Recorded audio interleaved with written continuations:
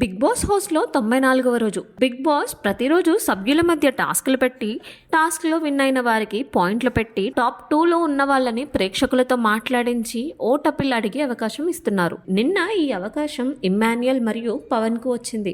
ఈ రోజు మొదటి టాస్క్ నుంచి సంజనాను ఇంటి సభ్యులు తప్పించారు. ఈ టాస్క్ పట్టుకో. ఈ గేమ్లో సంచాలకులుగా కళ్యాణ్, సంజన వ్యవహరించారు.